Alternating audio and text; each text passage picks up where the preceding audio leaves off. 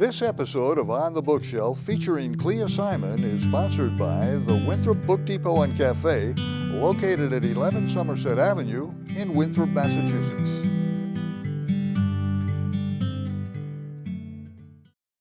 Many people remember the Boston rock music scene of the 1980s, including Tara Winton. She's a former rock journalist, now working in corporate America, but she's called upon to go back and look at the great rock music she listened to 20 years before. That's the basis for the new book, World Enough, written by Clea Simon. And now the author shares a sample. Chapter 1, September 2007. 10 o'clock and the opener will be on soon. Opener, she laughs at herself. It's only the Craters and the World Shakers tonight, and the bill was probably decided by a coin toss between them backstage. It's the Shakers she came to see. Their psychedelic pop still gets her going with its tambourine and the beat, but maybe she'll stay for the Craters. Depends on how tired she is. Depends on the crowd. There are only about 30 people in the room, 20-something if you don't count the bartender, but after a long day at work, Tara is glad enough for the company and for the empty chair by the table up front. Beer in hand, she settles in, waiting for the music. 27, she counts. 24 if you subtract 2 wives and a girlfriend. A good house, really, for 2 bands that have been around the club scene for 20 years. Then again, most everyone here has been too. She knows most of them by sight, if not by name. And when she closes her eyes, she can place them in the Rat, the Channel, Okies, Jumpin' Jack Flash. All the great old places closed now, torn down to make way for condos and parking garages. Those cavernous rooms and black-painted basements are what she thinks of when she thinks of the 80s, back when she, the bands, and everyone there were in their heyday. She opens her eyes to a bit of a shock. The women are all 30 pounds heavier than in her mind's eye, or they've gone thin like she has, a little drawn, a little leathery. The men have fared better, gray if they have hair, and some of them have gone from biker tough to resembling the butchers, delivery men, and press operators they are during the day. But mostly they're in good shape, if a little rough. Besides, it's her crowd, and nothing new sounds as good. 20 years ago, the Shakers wouldn't have been playing a pub like this, as much a burger joint as a music room. But 20 years ago, they'd been the hot new rising stars, the best of Boston. They'd pull in quite a crowd a Friday like this, and there'd have been half again as many label scouts among the fans. Hey, Tom from the Exiles pulls up the chair next to hers, setting his shot glass on the scarred wood table. Hey. Tara has never known Tom well. She's seen his band 1,000 times, can picture him in his Motorhead t-shirt banging out the bass riffs. But she only ever talked to him when he'd been behind the bar upstairs at Okies, those thick hands grabbing buds 4 at a time from the reach-in. The upstairs.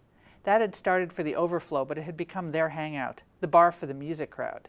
Tom wasn't much of a bartender, couldn't mix more than a screwdriver, but he knew everyone. His band wasn't much either, the kind of group he'd go see just because of who would be there, an extension of the bar, social, fun.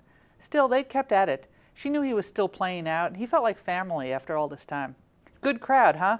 They smile and nod, both happy enough to be there. Tara's about to ask him about the Exiles, just to be friendly, but right then the Shakers take the stage. 2 guitars and a bass bash out the first chord. It's loud and lively, and the drummer jumps in with a fill, kicking everyone up to speed. More guitar and fill, the singer has grabbed the mic. He's smiling, happy to be on stage, but that wide-eyed grin soon gives way to a rock star grimace, eyes squeezed shut. Then he's prancing, the guitar taking over the song and Phil's body with it as he swings the mic stand high, twirls around, stadium moves. The guitars crash again over the driving beat of the bass. Joey, the drummer, solos fast and neat, and the guitars are back. Phil is singing his heart out, and just like that, the song is done. Awesome. Tom could be speaking for both of them. 20 years ago, 10 even, Tara knows she'd be up on her feet, dancing in front of the stage, maybe up on a table, maybe next song. Joey counts off the next tune. 1, 2, 3, 4, and the guitar-bass unison cranks up the pace before Phil joins in. Tara drains her beer. Maybe she will get up, dance right in front of the band like she used to. She looks around for Min, knowing that her friend's not likely to have shown up in the 5 minutes since she last surveyed the crowd. Min would have liked this. The band sounds good. Everyone seems mellow. Not that Min's been out much recently. Unlike some of their old friends, the ones who've moved on to have families and buy houses out in Watertown or Medford, Min hasn't really replaced the rock scene in her life, but she's grown tired of it. When they meet for lunch, Min works at the hospital a couple of blocks from her office. She goes on about how sad it all is. How's it sad? Nobody's pretending we're 20. Tara is used to the usual complaints. We're having fun. We still like the music. It's just kind of pitiful, the dwindling crowd and all. Min always shakes her head at that point, which makes Tara a little angry. It's the same as any other pastime. We're a group of old friends. Even as she says it, Tara knows it's not entirely true. She and Min are friends. They've spent time together outside the clubs, gotten to know each other, helped each other through breakups and miscarriages, Min's, and divorce, Tara. But for the rest, it's clubland only, and Min has never had quite the feeling about the music world that Tara has, that it's her family, her only real home. Looking around the room tonight, Tara pities her friend. This is something real. Maybe they are all outcasts, but they found each other, didn't they? Hey, kiddo! As if on cue, Gina is there, collapsing into the one chair left. Don't they sound great tonight? Killer. Tara knows Gina drinks too much, knows that she's never gotten over Phil, even though the singer has moved on to a wife and 2 babies. She sees Gina glaring at Katie, Phil's long-ago ex and still a fan. Still a knockout, too, in her wan blonde fashion, her hair still silky smooth down past the shoulders of her black leather jacket. She looks like a star, even after a sunless work week, and Gina will never forgive her for that. What's the news?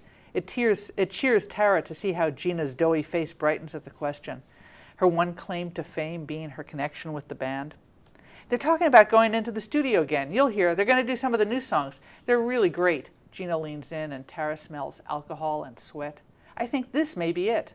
Okay, so maybe Min has a point. They're all a little lost. But isn't it something that they found each other? That they have the scene? I'll listen for them. The next tune has started and Gina is up again, shaking it in front of the tiny stage, standing between Katie and the band. Looking at her, her too tight stretch miniskirt making indents in her waist and thighs, Tara thinks twice about getting up to dance. But just as she's reconsidering, another song kicks in, a repeated guitar riff she knows in her sleep. It's World Enough, their hit, the song that almost got them onto a major label, out of Boston, out of all this. The bass joins in 4 fast bars of building beat, then the drums. Screw the years, it's time to dance. If we had world enough and time. Time's played them all for fools, but they're still here and Tara loves it. In a minute, it's 1986 again. She's bouncing around, shaking it with Gina. For a moment, the years, the dinky pub don't matter. She remembers descending into a steaming basement, working her way through a packed house and hearing this riff, this command to dance. I love you, baby, and you know that ain't no crime. The lyrics are inane. Tara knows that and sings along anyway, shouting into the PA's roar. World enough and time. With a crash, the song ends and the present-day world returns. Tara heads for the bar. You hear about Frank? Gina is leaning over toward her. Gina always knows what's going on. Tara holds up her empty bottle and 2 fingers for the bartender, a tall, grizzled man whose name she can't recall. Gina's got an empty in front of her and Tara's feeling generous. No, what? The beers arrive. She slides one over to Gina. He's dead. Gina takes a swig, downing half the bottle. Some kind of accident. Band and beer forgotten for a moment, Tara stares. Dead? I hear he fell down a flight of stairs. They're saying it could be some fucked up form of suicide. Shit. Yeah, really. But this way they get the insurance. You know about the baby, right? Tara nods. She's heard that Frank's only child, Micah, had been having problems, that her son, Frank's grandson, hadn't been right since he was born. She takes a pull from her beer, tries to think of something to say, but Gina is gone, back on the floor for the next number. One of the new tunes. It sounds good enough, but Tara has lost the urge to dance. Frank. Shit. Maybe Min is right. Tara used to think of this crowd as the lucky ones, the runts who'd survived. They were rejects and outcasts, and she included herself in that crowd, but they'd bucked the curse. They'd all been lucky enough to find each other, to find their own place here in the clubs. She'd never been able to explain it to Peter, her ex, but she'd always felt blessed to be included. He'd insisted that her outsider status was a choice, that she could join in the real world whenever she wanted. He hadn't understood and had gone on without her. Now she wonders if the luck has run out. We are the runts, she realizes, but we haven't escaped. Gina, Min, Tom and the other bands, and now Frank. We're sickly. We have fewer successful marriages and happy families. Too many of us have died. Why the long face? Robbie from the Craters has pushed in beside her, an amber shot of whiskey in his heavily tattooed hand. It's Friday. Too hot to explain about Frank, about everything. So she nods and clinks her bottle to his shot glass. Turning to the stage, they watch the Shakers doing their thing, same as 20 years before. World Enough is more than just a line from a rock song created by a band in the 1980s. It's part of Tara Winton's world, and it's a world created by Clea Simon, our guest. Thank you very much for accepting our invitation, and thank you for reading an excerpt from World Enough. Now, you came to this area when you left New York to study at Harvard. When you came here, did you bring a passion for rock music, or did you develop it here? No, I grew up loving all kinds of music, and I played in bands in high school, and once I was here I played in bands at college, and at that point the Boston rock scene was really coming into its own, so I fell in love with it. You're the author of more than 25 books, and am I right, is this the first one that didn't have a pet in it?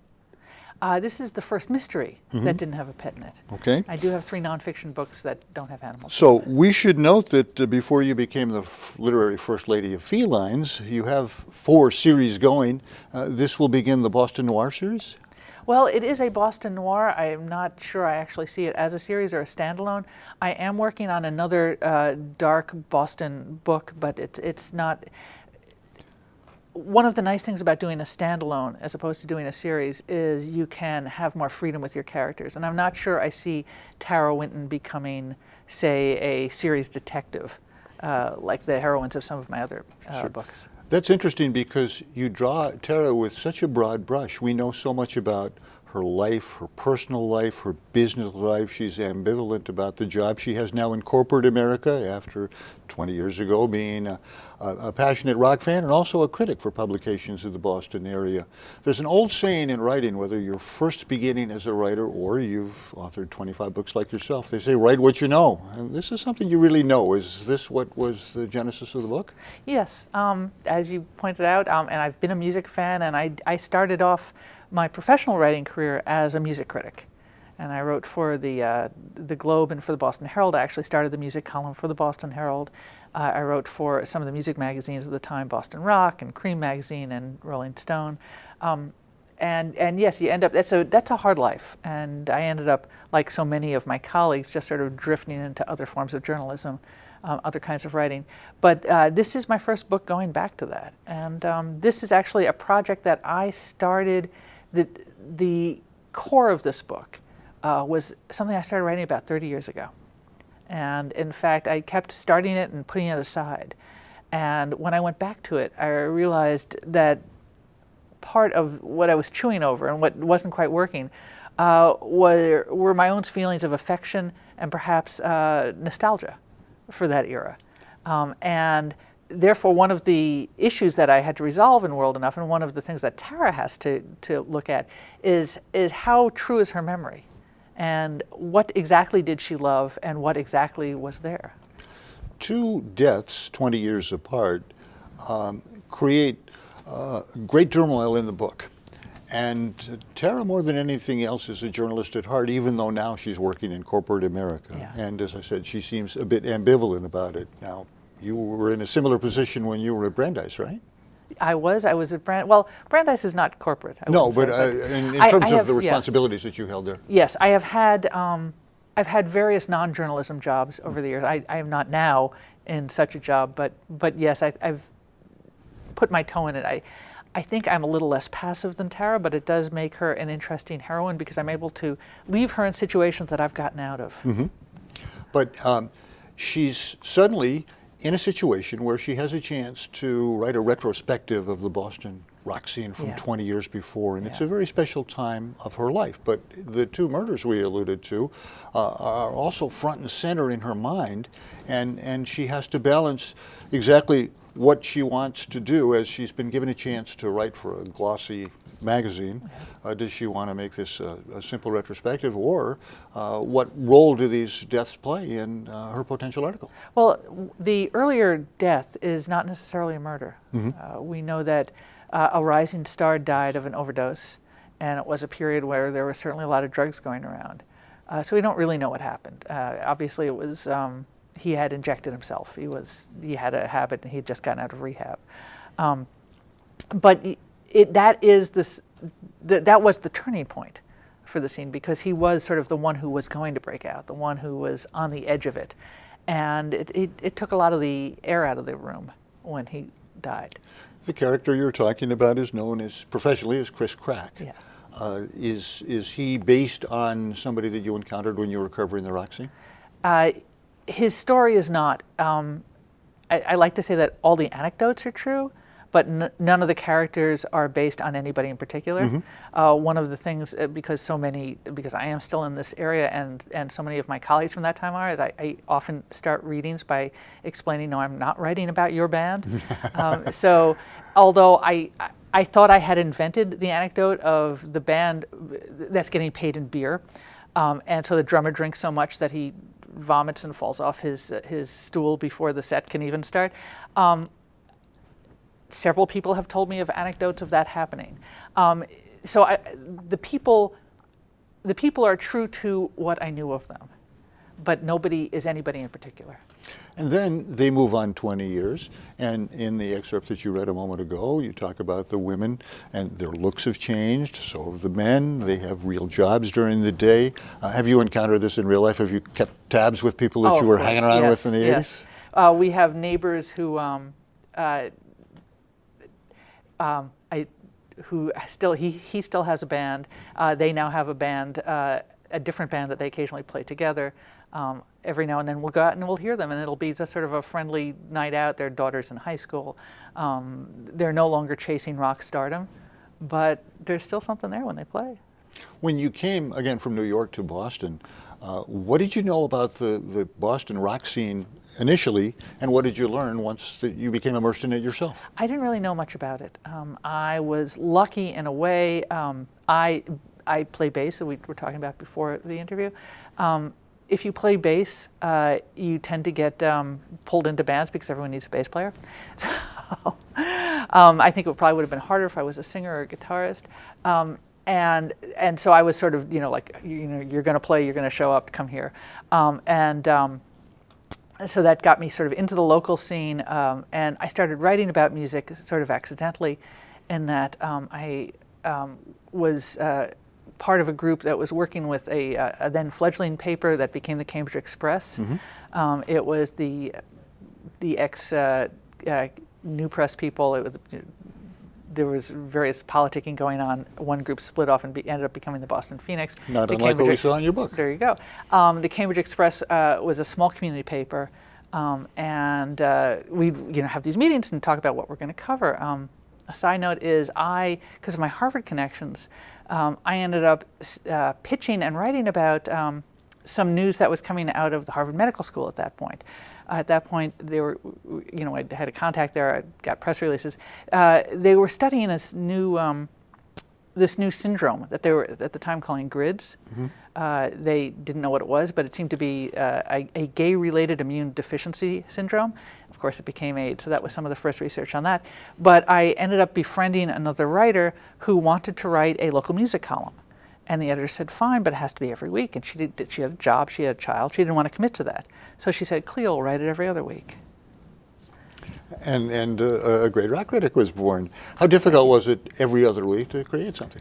Oh, it was fine. I mean, basically, you'd go out and things were happening constantly. And we still have good local college radio. And in that era, the music was coming up. Even the commercial stations played a lot of local bands. BCN, a few years later, FNX came around. So there was the sense that there was always something happening. There was a party happening. There was cross-pollination happening. People would talk about bands. You'd hear about things. You'd hear on the radio. You'd hear one night at a club on a Tuesday night. You'd go out and people would say, oh, you have to go to this show that's happening in Jamaica Plain on Thursday. And on Thursday they'd say, oh, well, there's somebody's playing Sunday night at a loft on Thayer Street. And there was just so much going on. Now, Tara Winton is a fictional character, but like you, she was a rock critic, and like you, she had a great passion for the music, and like you, as she moves on in her life, she's working in corporate America. And I'm not suggesting for one moment that she has the same sensibilities that you do. She is, in fact, a fictional character. But was it a difficult decision whether to write about her in the first person or, as the book is written, in the third? I have written books in both first and third. I've never written one in second person. And the books just tend to decide for themselves what they want to be. I can't explain more than that. They just do. We heard that from so many authors, and it begs the question, did the book turn out a little differently than it did when you had it banging around in your head years ago?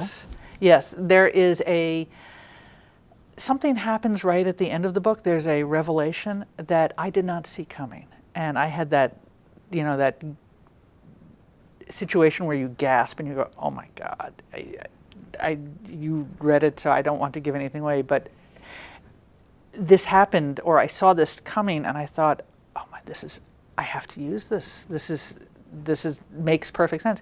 But then, of course, you think, well, now I'm going to have to go back and tweak everything. I have to retrofit these clues. And as so often happens, you go back and you realize that the clues were there all along. Mm-hmm. So that's quite fun. So just for the record, I know what you're talking about. You obviously, because you're such a prolific writer, have some sort of writing process. Could you share? Sure. I write 5 days a week.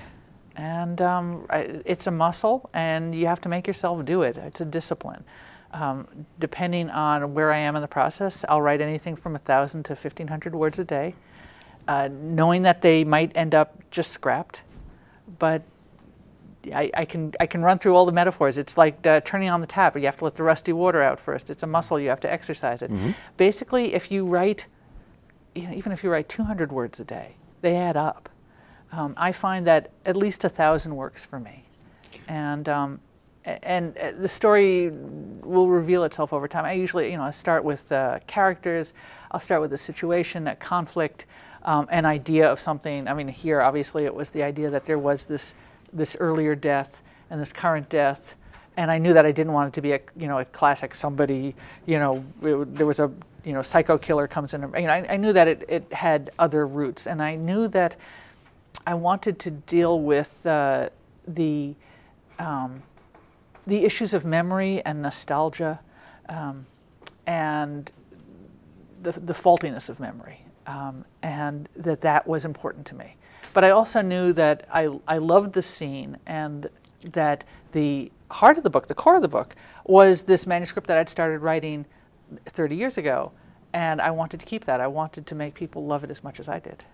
Let's digress for just a moment. Sure. When you're writing the books that comprise your other series, mm-hmm. because you've done it so many times, is there sort of a roadmap? You just sort of lay out what you're going to do, and what comes next, as opposed to this, where it probably took some twists and turns in your own mind?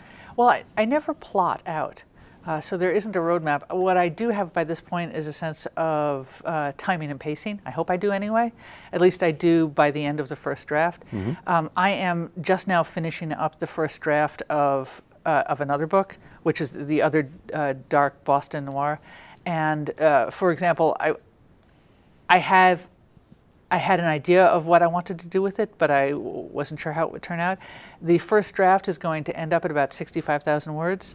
And that was very encouraging to me, because I'm always convinced that a book is not going to work until it does. And 65,000 words is short. You could say that that's my outline, that I have that down, and I have the whole story down more or less. I know what's going to happen. And now I can go out and flesh out the backstory and the color and everything else.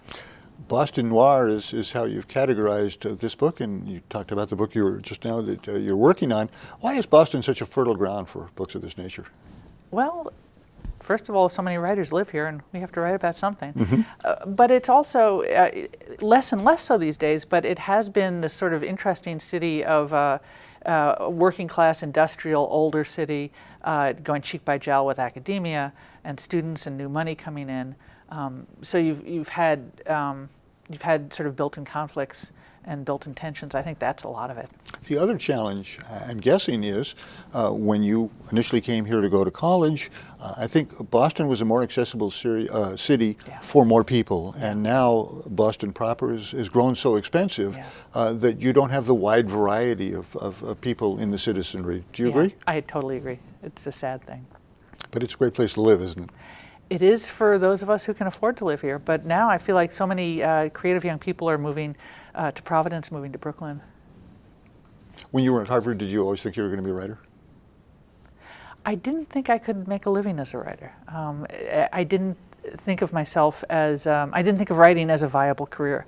I always wrote from, first grade on. As soon as I could form letters, I was making up stories and making little books.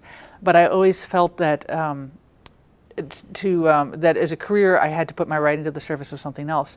So I worked as a journalist for many years. And I've worked in other ways where I utilize my writing. It took Kate Mattis from Kate's Mystery Books to really give me permission to write fiction. And I'd written nonfiction before that. When you write nonfiction or you do journalism, your writing is doing a service. It's conveying information to somebody. To be able to have enough confidence that your writing alone is worthwhile, that was a leap that it took me a while to take. In closing, I'm a mere reader, but I think there's more for Tara Winton to share with the rest of us. She's getting used to what is now her new single life. She's on the cusp of going back into journalism as opposed to continuing in a job that really doesn't seem to fulfill her. There just seem to be a lot of avenues to be traveled. That's true. Well, she may come back. You never know. I hope so. Thank you. And we should note that as we tape this, you published another book this past week. And what else is in your mind for the future of your work? Well, I'm committed to the absolute opposite of this, a new cozy series. Cozy being very gentle mysteries, just sort of fun mysteries. The first of which is, I'm waiting for the copy edits for that, but I just got the cover. It will be called A Spell of Murder, and that has cats in it. It's a Witch Cats of Cambridge mystery, so I'm committed to another one of those. And after that, we'll see. Good. Well, it was great fun to talk to you. Thank you very much, Clea Simon, for, as I said, accepting our invitation. And more than that, thank you very much for creating World Enough, which was certainly a very much involving read. And I didn't grow up here, but for so many people who did, it would be a great look back at a time that was very special to people in Boston in the 80s. Thank you. Well, thank you so much for having me. Thank you. And thank you for this edition of On the Bookshelf. Thanks to Clea Simon. I'm Pete Solomon. Thank you for joining us. We'll see you soon.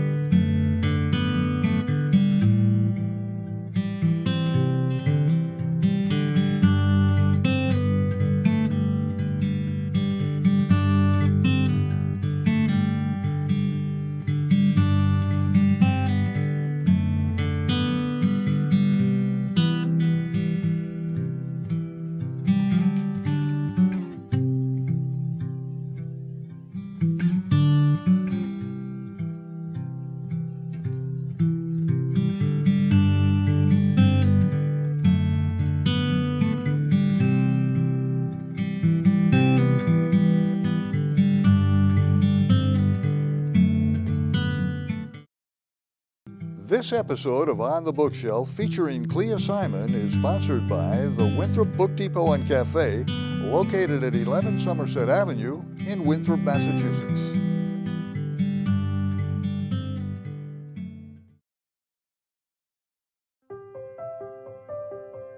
We just finished dinner and it was time for homework. He hates homework. It makes no sense. I don't know how he finds anything in his backpack. I can't find my backpack. Finally, we found his assignment. He rushed through it. I wonder if he even learned anything. I wasn't gonna get it right, so I just wanted to get back to playing my video game. At least I'm good at that. I couldn't even read his handwriting. Holding the pencil makes my hand hurt. I know he's bright. Why is it so hard for me? He's I'm just trying gotta as try a hard little as harder. I can. When you can see learning and attention issues from their side, you can be on their side. That's why there's Understood.org, a free online resource for the parents of the 1 in 5 kids with learning and attention issues. Here you'll get personalized recommendations, practical tips, daily access to experts, and more. Go from misunderstanding to Understood.org.